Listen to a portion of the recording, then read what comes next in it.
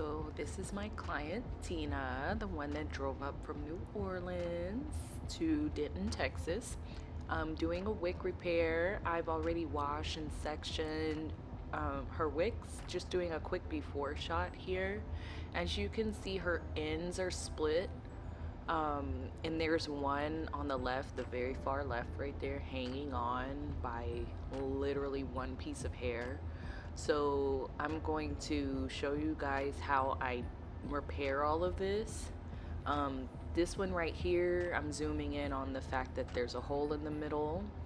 And that's the one I was just speaking of that was hanging on by one piece of hair. And this wick with the color on it is going to have its own special procedure because of the bleaching that's been done. And a huge shout out to Amber Ellis, the beautiful owner of Curl Sweet Salon. She's helping me get set up there with the tripod. And we are ready to start officially. One of the most commonly asked questions that I still receive is, do I use rubber bands? Yes and no. So I normally do start off the wick retightening process by sectioning off the hair with rubber bands, but normally I do pop them off at the end, unless of course the client requests otherwise. Sometimes people do like to leave them in for a couple of weeks just to extend the longevity of their style. Maybe they go to the gym a lot, maybe they live out of state. You never know the situation, so I always ask for the client preference. Some tips if you choose to use the rubber bands is get the much larger rubber bands. You don't want to use the small ones from the beauty supply when you're doing wicks.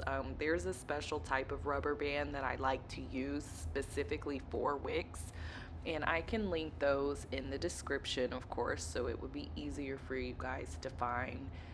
I do have an Amazon storefront with all of the tools and products that I use regularly for these services. So feel free to browse around. But those rubber bands, that is a game changer, and I really am a fan of the ones that I found.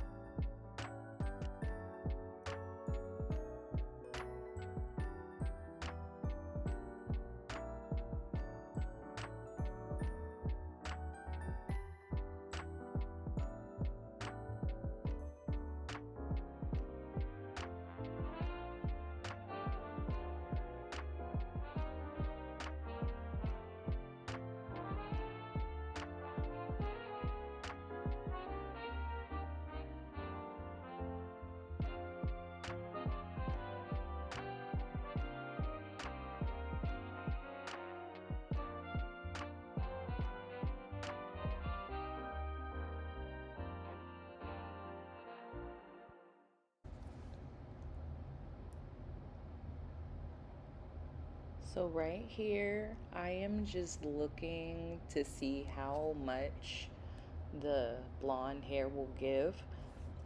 Sometimes when locks have been bleached before, they don't distress very well, and that's often why I don't work with combining bleached locks. However, today I'm going to show you guys a method on how I actually got her ends to close up, even though it wouldn't move very much while it was bleached. Even though I'm using the smallest crochet hook that I have, it's not getting into a looser state. I'm just trying to loosen up that hair so I can better rearrange it and sculpt it to the shape that it actually needs to be. But we're going to have to use an alternative method since it won't move very much. Also, I wanted to mention, if you are a beginner at this, I would not use this tool the way that I'm using it, um, not without any finger protection. I've seen people wear a whole glove on their hand. That might be best for you at the stage that you're in. Just use discernment and make sure you don't injure yourself, because it's very possible. I've developed some more control over my tools over the years. It's a very dangerous thing, and I do not recommend that you go into it without knowing what to expect.